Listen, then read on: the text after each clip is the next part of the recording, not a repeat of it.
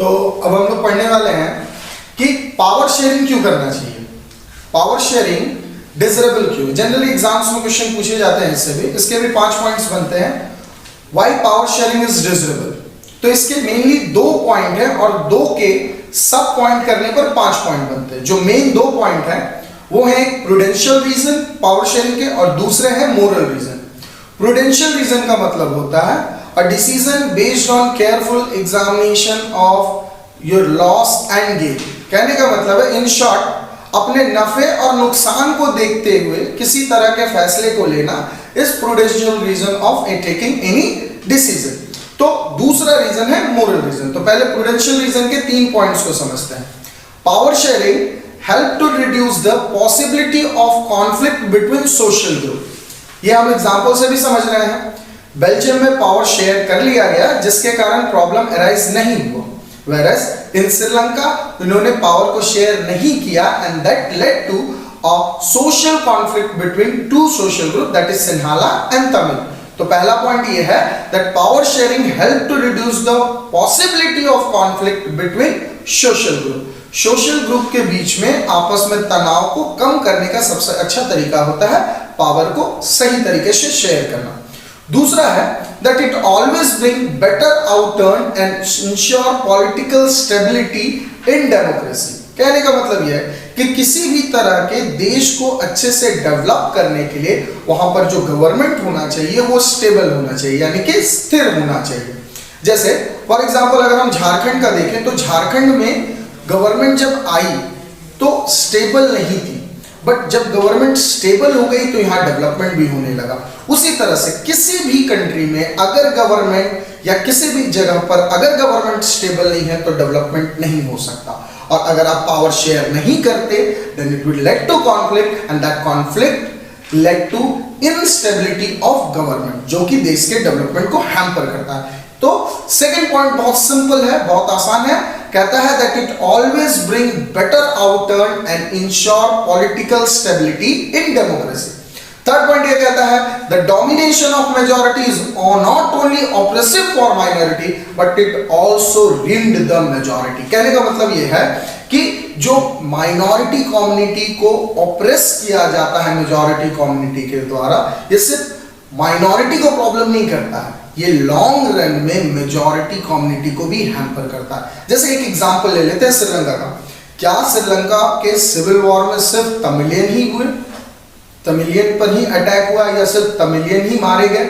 नहीं, तमिलियन के साथ साथ सिन्हाला कम्युनिटी के लोगों को भी प्रॉब्लम झेलना पड़ा। तो थर्ड पॉइंट यही चीज को क्लियर करता है कि पावर इसलिए शेयर करना चाहिए क्योंकि अगर पावर शेयर नहीं करेंगे तो माइनॉरिटी के साथ साथ मेजॉरिटी को भी प्रॉब्लम होता है। तो फिर से हम लोग तीनों पॉइंट प्रूडेंशियल का देख लेते हैं, एक बार फिर से रिपीट करते हैं that power sharing help to reduce the possibility of conflict between the social group. Second point कहता है it always bring better outturn to ensure political stability in democracy.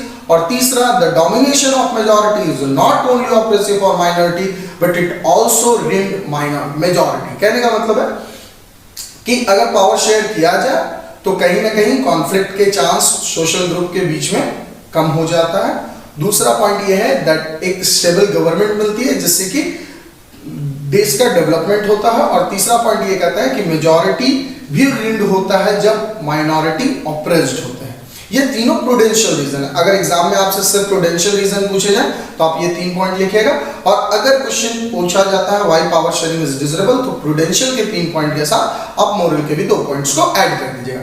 अब हम लोग समझते हैं मोरल रीजन। मोरल तो आप जानते हैं अच्छी बात है, अच्छी चीज, मोरल का मतलब ही यही होता है। तो पहला मोरल रीजन ये है that it stress is on power sharing as a valuable act. ठीक है, पावर शेयरिंग एक वैल्यूएबल एक्ट है because it is a very spirit of democracy. लोकतंत्र का एक अहम हिस्सा है, लोकतंत्र का एक बहुत इंपॉर्टेंट पार्ट है पावर शेयरिंग। और दूसरा पॉइंट ये कहता है a democratic rule involve it with those affected by it exercise and who have to be with its effect. कहने का मतलब है डेमोक्रेसी में, लोकतंत्र में इस तरह से डिसीजन लेना चाहिए, इस तरह से काम करना चाहिए कि जिस पर वो प्रभाव पड़े उन सब को साथ लेकर डिसीजन लेना चाहिए। लोकतंत्र का एक सिंपल सा रूल है कि लोकतंत्र में सिर्फ ये नहीं कि आप रूल कर रहे हैं, मेजॉरिटी है तो आप अपने तरीके से रूल कीजिए, नहीं, आपको अपने साथ माइनॉरिटी को भी लेकर चलना चाहिए। तो ये 2 पॉइंट जो है वो मोरल रीजन है। प्रूडेंशियल के 3, मोरल के 2, और इन दोनों को मिलाकर टोटल 5 पॉइंट बनते हैं, जो कि एग्जाम्स में आप लिख सकते हैं। जब आपके एग्जाम में ये क्वेश्चन पूछा जाएगा why power sharing is desirable, या फिर कोई भी क्वेश्चन रिलेट करके पूछे कि भाई हमें पावर शेयरिंग क्यों करना चाहिए। तो फिर से प्रूडेंशियल का मतलब होता है क्या? प्रूडेंशियल का मतलब होता है केयरफुल एग्जामिनेशन कर अपने गेन और लॉस का एंड देन आफ्टर डिसीजन लेना। और दूसरा होता है मोरल रीजन। मैंने प्रूडेंशियल के 3 रीजंस बताए हैं और मोरल के 2, दोनों मिला के 5 पॉइंट है। एग्जाम्स में आए तो आप इन 5 पॉइंट्स को लिख सकते हैं। तो अब हम लोग चैप्टर के सबसे लास्ट पार्ट में आ गए हैं। हम लोगों ने इसके पहले किया था why power sharing is desirable, और अब हम लोग सबसे लास्ट पार्ट में आ गए हैं the forms of power sharing in modern democracy. ये पूरे चैप्टर का सबसे इंपॉर्टेंट क्वेश्चन कहा जाता है, क्योंकि अगर आप प्रीवियस ईयर क्वेश्चंस को देखे हों तो उसमें बार बार क्वेश्चंस का रिपीटेशन हुआ है that what are the forms of power sharing in modern democracy. और कभी कभी जो फॉर्म्स ऑफ पावर शेयरिंग है उससे भी क्वेश्चंस आ सकते हैं, जैसे why horizontal form of power sharing is called check and balance form of power sharing, या कभी कभी 1 मार्क्स में पूछ देता है what is vertical form of power sharing. तो इस टॉपिक को आप बड़े ध्यान से समझना और बहुत आराम से समझना, और मैं भी चाहूंगा कि आप लोग जो भी कंटेंट आपको दिया जा रहा है उसको आप बार बार वीडियो को पॉज करके दोबारा देखें और इस चीज को समझने का कोशिश करें। और जो भी इससे रिलेटेड क्वेश्चंस है वो हमारे विचकिड ऐप में अवेलेबल है। आप विचकिड ऐप में जाइए और विचकिड ऐप के जो भी नोट्स हैं उनको आप देख लें। जो भी मैं आपको पढ़ा रहा हूं वो सारा लाइन बाय लाइन एनसीईआरटी का है, और वो सारा कंटेंट आपको विचकिड ऐप में मिल जाएगा। विचकिड में मैंने नोट्स बनाकर डाल रखा है, खासकर स्पेशली आपके एग्जाम्स को देखते हुए। तो आप कोशिश कीजिए कि उन नोट्स को भी कवर करके जाएं एग्जाम से पहले, जिससे कि आपका पेपर अच्छा जाए। तो चलिए स्टार्ट करते हैं। जो हमारा लास्ट टॉपिक है वो है forms of power sharing in modern democracy. तो मेनली देयर आर 4 पॉइंट्स। पहला पॉइंट है horizontal form of power sharing. Horizontal form of power sharing कहने का मतलब है when power is shared among different organ of government such as legislature, executive and judiciary placed at the same level and exercise different power is called horizontal form of power sharing। कहने का मतलब है horizontal form of power sharing उस तरह का power sharing होता है जिसमें जो गवर्नमेंट के डिफरेंट ऑर्गन्स हैं, आपने क्लास 9 में पढ़ रखा होगा that the organs of government 3 होते हैं, लेजिस्लेचर, एग्जीक्यूटिव एंड जुडिशरी। तो ये जो तीनों जो ऑर्गन है गवर्नमेंट के, ये सेम प्लेस पर होते हैं। सेम प्लेस कहने का मतलब है कि ये तीनों इक्वली पावरफुल होते हैं और तीनों अलग अलग तरह के पावर को परफॉर्म कर रहे होते हैं। इनका अलग अलग फंक्शन होता है। जैसे लेजिस्लेचर जो है, इसमें हमारे लोकसभा, राज्यसभा, जो लॉ मेकिंग बॉडी है हमारे देश का, दैट इज लेजिस्लेचर। दूसरा है एग्जीक्यूटिव। एग्जीक्यूटिव नाम से ही क्लियर है, एग्जीक्यूटिव यानी कि एग्जीक्यूट करने वाला, जो लॉज बनते हैं उनको एग्जीक्यूट करना। और तीसरा है जुडिशरी, जो कि किसी भी तरह के प्रॉब्लम्स, जो भी दिक्कतें आती हैं या जो भी हमारे लॉज बनते हैं जो बेनिफिशियल नहीं है या हमारे राइट्स को प्रॉब्लम करते हैं, उन सबको देखता है हमारा जुडिशरी। तो इसीलिए इसको चेक एंड बैलेंस फॉर्म भी पावर शेयरिंग कहा जाता है। चेक एंड बैलेंस इसलिए कहा जाता है क्योंकि तीनों इक्वली पावरफुल हैं और तीनों एक दूसरे के काम को सही तरीके से देखते हैं।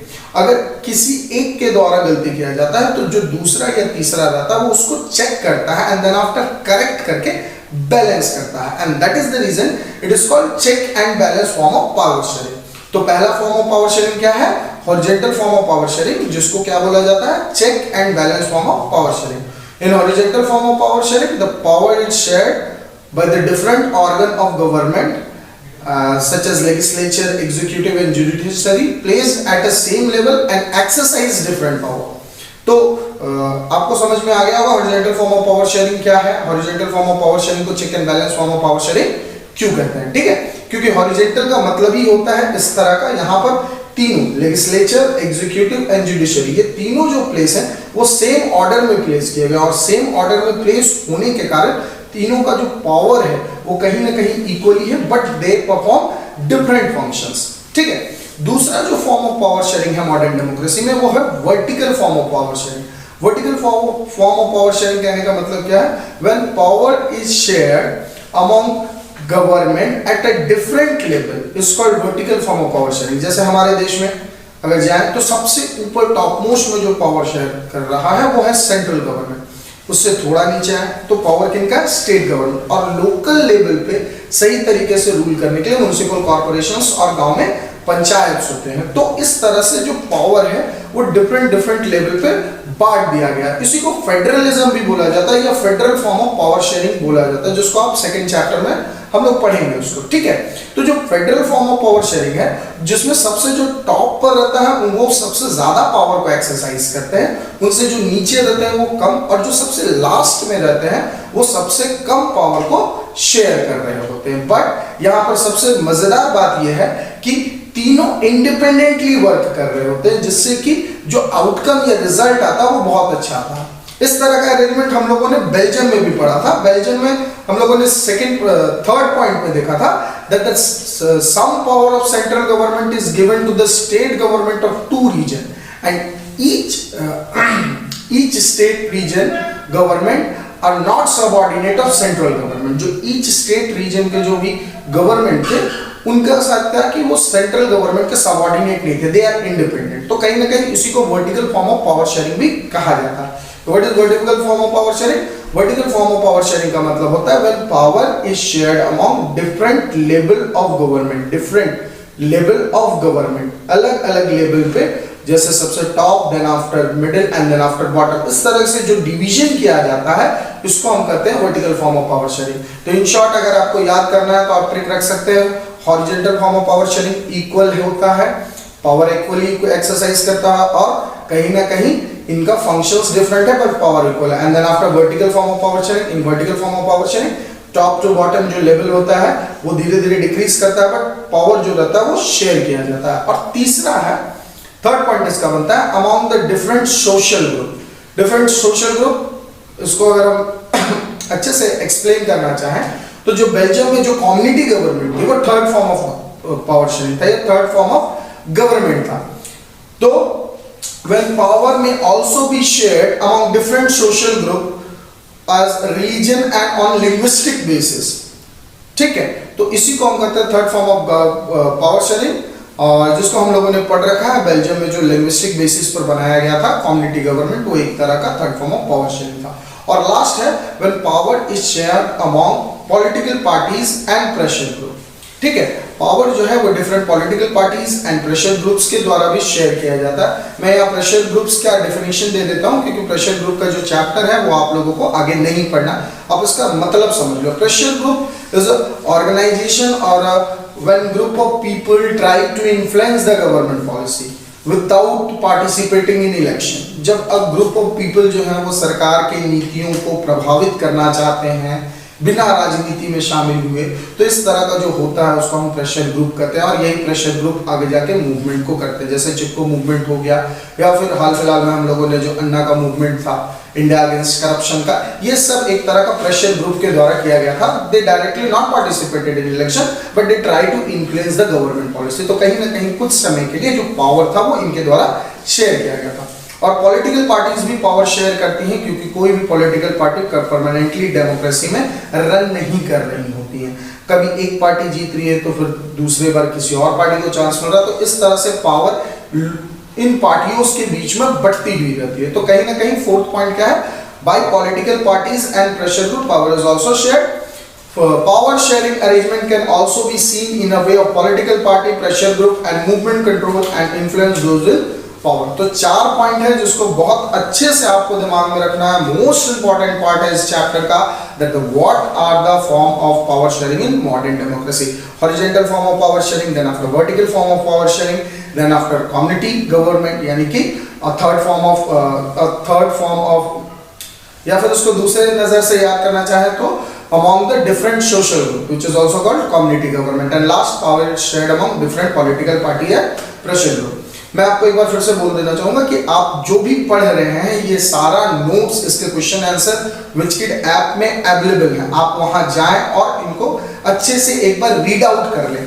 मेरे चैप्टर को समझने के बाद, इस वीडियो को अच्छे से समझने के बाद एक बार आप अगर चैप्टर को अच्छे से पढ़ लेते हैं तो हो जाएगा, अच्छे से आप अच्छा स्कोर कर लेंगे, एग्जाम में आपका अच्छा आ जाएगा। और एक साथ में एक बात और बोलना चाहता हूँ कि इसके साथ हमने कुछ क्वेश्चंस को भी पुट कर रखा है, आप वो क्वेश्चंस को भी प्रैक्टिस कर लें। प्रीवियस ईयर्स क्वेश्चन है, एनसीईआरटी क्वेश्चन है एंड सम इंपॉर्टेंट क्वेश्चंस है जो हमारे एक्सपर्टाइज टीम ने तैयार किया है आपके लिए। तो आप खासकर उन चीजों को भी देखें जिससे कि आपके होने वाले जो एसएसटी के पेपर हैं उसमें बहुत ज्यादा फायदा मिलेगा। ठीक है, तो मिलता हूं आपको नेक्स्ट चैप्टर में फिर से।